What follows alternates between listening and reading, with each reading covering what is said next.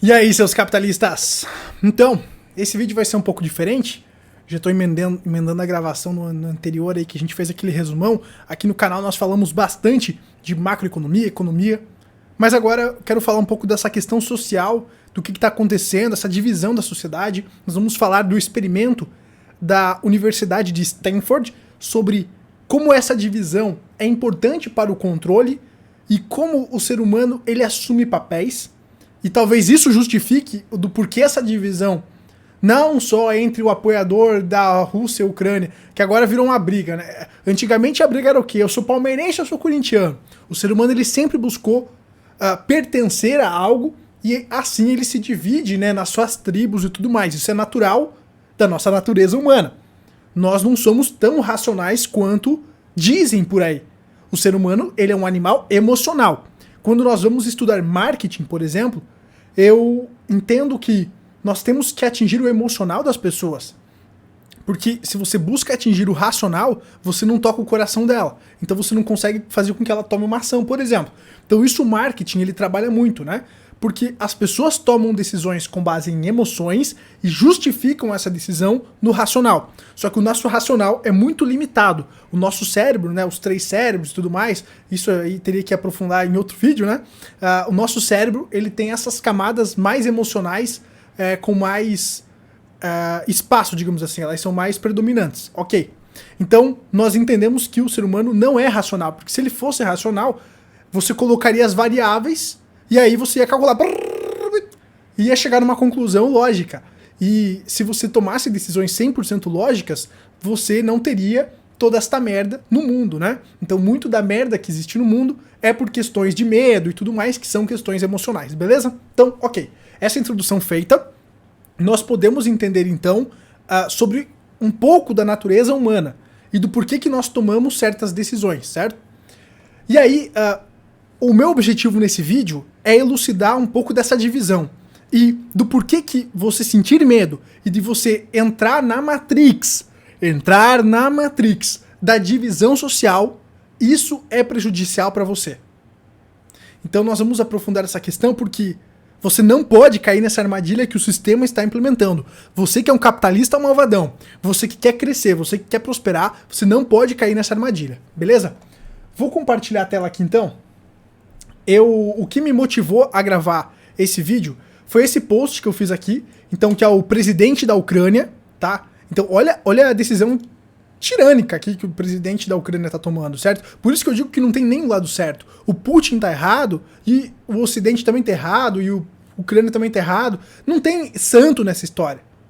Por isso que você tem que tomar cuidado na hora de tomar partido. Eu vejo uma briga agora das pessoas na internet, o Putin tá certo, o comediante tá certo, e fica essa briga e você não tá cuidando da sua vida. A sua vida, ela tá sendo degradada, destruída, você tá perdendo oportunidades porque você está se distraindo. Então cuidado com isso, que você vai pagar esse preço, seja aqui ou seja numa outra dimensão, quando você toma lados. Mas vamos lá, por isso que eu não tomo nenhum lado. Eu acho que os dois lados estão errados, mas enfim. Então, eu fiz esse texto e aí gerou alguns comentários e depois nós vamos aprofundar aqui sobre Nietzsche, que tinha esse vazio, Schopenhauer, nós vamos aqui falar de Sansara, muita coisa louca aqui, beleza? Lembrando que eu não sou um profundo estudioso do tema, vou dar meus pitacos, comentários, sintam-se livres para comentar aqui nos comentários. Então vamos lá. Sobre essa Matrix, né, pessoal? O presidente da Ucrânia proíbe que homens de 18 a 60 anos deixem o país. Então você que é homem, somente homem, né? Cadê as feministas agora querendo direitos iguais? Agora vocês não querem direitos iguais, né? Então, ó, primeira coisa, o homem na sociedade, ele é visto como um ser descartável. Você, homem, na história da humanidade, é visto como um ser descartável. Aí eu te questiono. A sociedade te deu o que até agora? O que a sociedade fez por você, homem? Nada. Talvez até tirou um pouco do seu poder, um pouco da sua utilidade. Então a sociedade não te faz nada e você não deve nada para a sociedade. Mas quando a coisa aperta, aí você tem que lutar para defender quem te fode todo dia. Reflita sobre isso. Mas vamos lá. Então, o presidente da Ucrânia proibiu que homens de 18 a 60 anos deixem o país. Então, homens impedidos de cuidar dos seus. Então, os homens são impedidos de cuidar da sua família, são impedidos de sair do país para se proteger, são impedidos de sair com a sua mulher e seus filhos para outro país para proteger a sua família. Então, os homens estão sendo impedidos de cuidar da sua família por uma questão de uma briga idiota de paspalhos, aonde a população só perde, tanto a população russa, quanto ucraniana, quanto mundial, vai perder com isso, por uma briga de ego, por uma briga imbecil. Por que esses velhos, que são donos do mundo, as elites, eles não vão lá e se estapeiam? Não. Eles mandam lá o povão se arrebentar, jorrar sangue, né? Cuidado, pessoal. Não compre briga. Não existe mocinhos de nenhum lado. E olha que loucura. Então os homens estão sendo impedidos de sair do país para buscar proteger a família. E aí, desenvolvo melhor esse texto aqui, né? E aí eu me posiciono aqui, que eu sou totalmente contra isso. Eu acho que o homem, né, como protetor, digamos, da família ali, ele tem que estar junto com a família. A forma do homem proteger a família é ele estar junto da família. Reflita uma coisa, a minha família é imigrante italiana.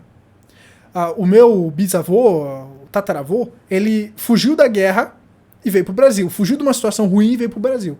Muitos brasileiros, inclusive talvez você, seja descendente de europeu ou de outra nação, porque a sua família estava fugindo de uma situação ruim daquele país, quem sabe até da Segunda Guerra lá, do bigodinho, né? Então muitas pessoas fugiram desses países e vieram para o Brasil. Então no Brasil nós temos muitos descendentes de outras nacionalidades. E você só existe porque o seu bisavô, o seu avô, o seu tataravô, ele fugiu dessa guerra. Ele não quis bancar de herói e lutou. Porque quem ficou lá para lutar, hoje nem é lembrado, hoje nem sequer é lembrado e morreu. Morreu numa luta sem sentido.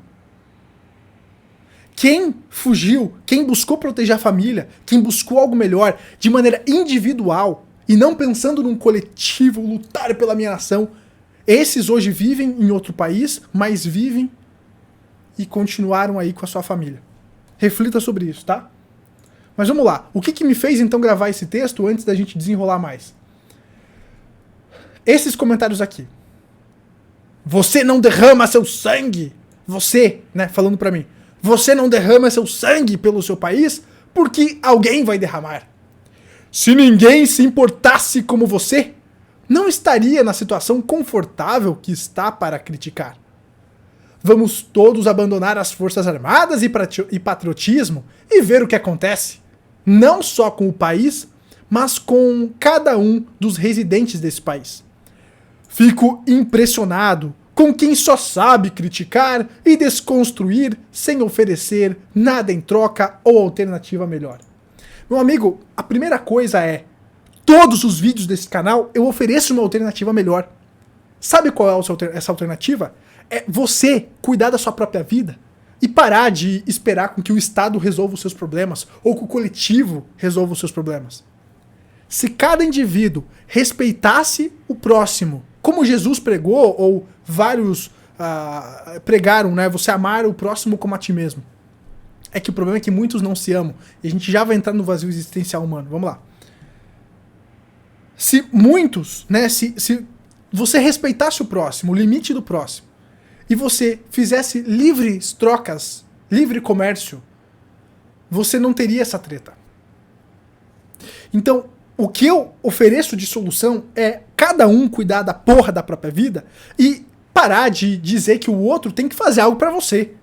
Cada um cuida do seu quadrado, cada um faz o seu, pensa na sua própria família, fortalece a base que é a família e para de terceirizar o papel da família pro Estado, pro próximo que não tem nada a ver com você.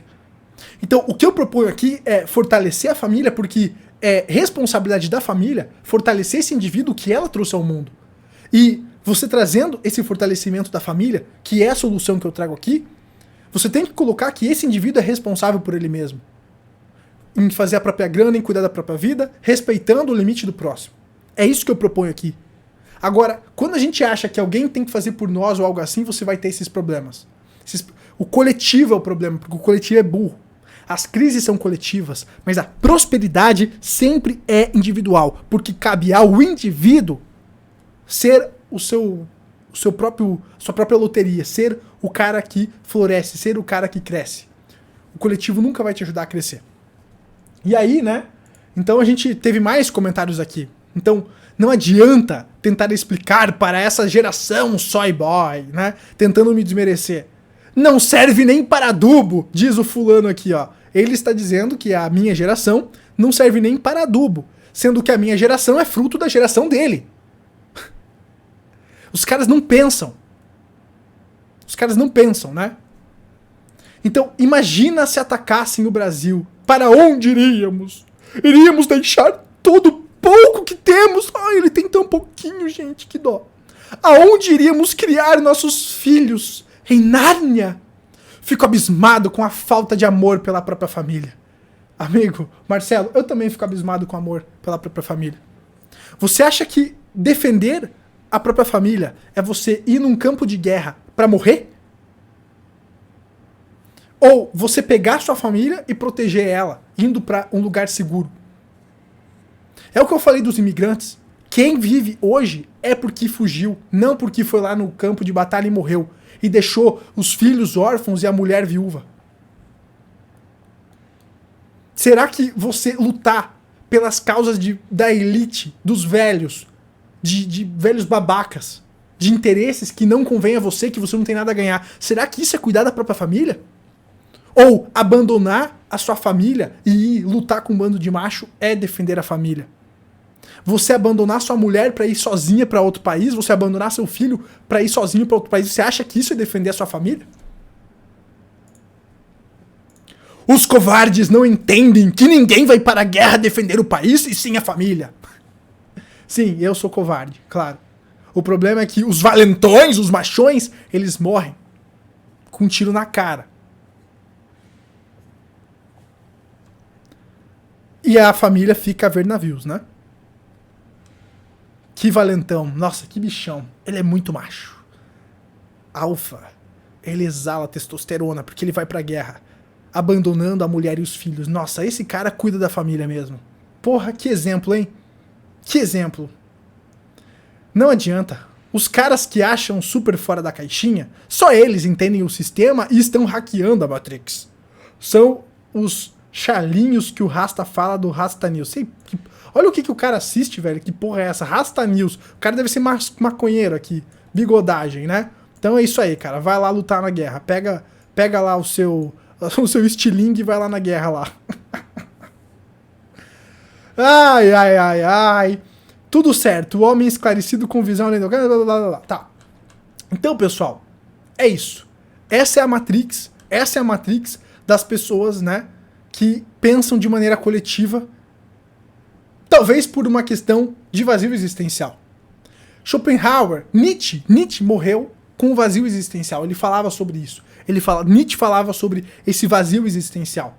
E aí, de que maneiras o ser humano tenta preencher esse vazio existencial? Às vezes eu penso que é entrando nesse coletivo, o que o Olavo de Carvalho falava, né, o imbecil coletivo, o idiota útil. Então ele entra nesses coletivos para buscar preencher esse vazio existencial que existem em todos os seres humanos. E aí Nietzsche então falava sobre isso, né?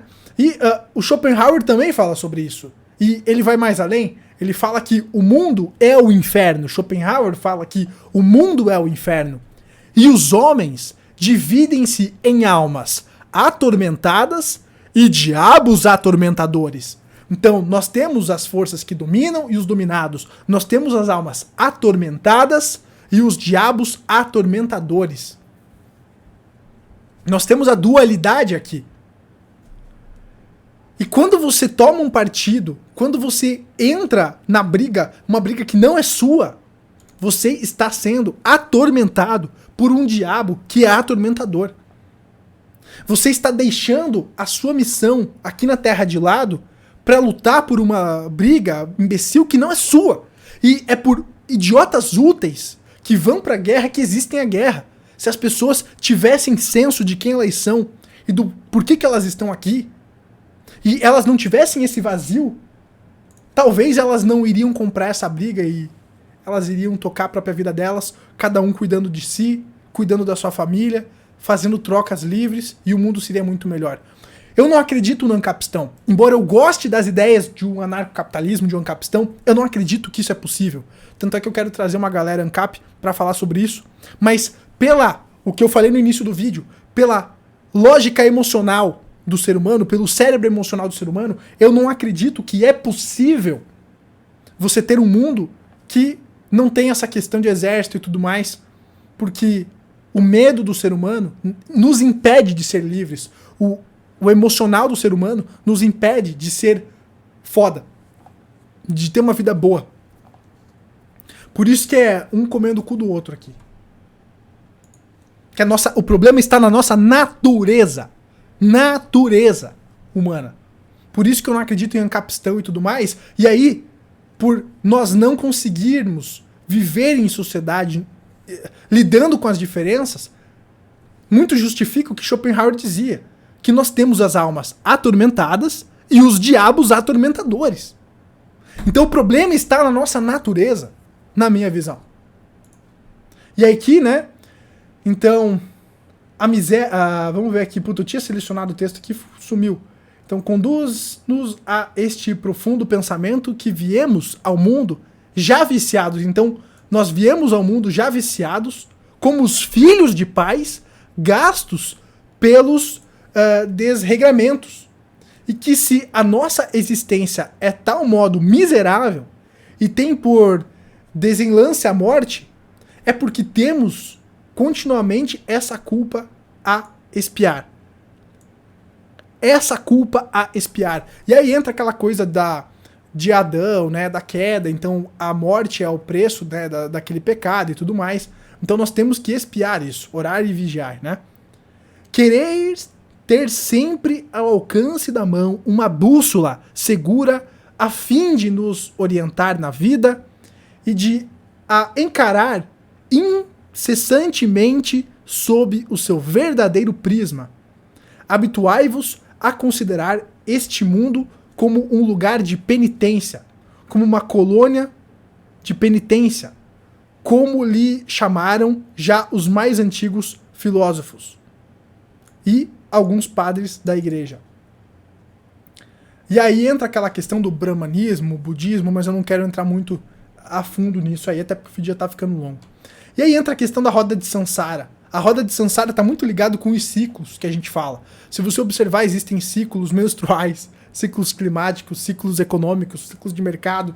E existe essa prisão, que eu acredito que nós estamos numa prisão. E eu acredito que o nosso objetivo é sair dessa prisão, certo? Aí eu não quero aprofundar muito, porque eu também estou aprofundando os meus conhecimentos nisso, né? Mas tem essa questão da roda de Sansara aqui, onde nós estamos nessa prisão. E aí, o que é Sansara? A palavra Sansara, né? É um substantivo derivado do termo raiz, que é mover-se, com o prefixo san, que significa volvendo em ciclos, ou ciclo. E abrange o ciclo de nascimento, morte e renascimento, que é um conceito védico da existência terrena. Então, se você quiser dominar um pouco mais, cara, sobre essa questão aqui de Sansara e tudo mais, eu recomendo que você leia mais sobre e tal. E aqui vai falar sobre como sair desse ciclo, como sair dessa prisão, como sair deste ciclo que é aqui Sansara. E ele fala justamente de uma posição de neutralidade. Porque quando você... é como se você tivesse crédito e descrédito, certo? E quando você toma um partido de pessoas que estão agora morrendo, você está tomando um partido de crédito ou descrédito. Então, essa questão de Sansara é justamente quando você faz uma escolha de crédito de um lado que está errado, né? Os dois lados estão errados, você está somando seus créditos e descréditos. E isso vai ter um custo na sua vida. Então, cuidado com os partidos que você toma, tá? Cuidados com os partidos que você toma e com as lutas que você adquire aí que não são suas.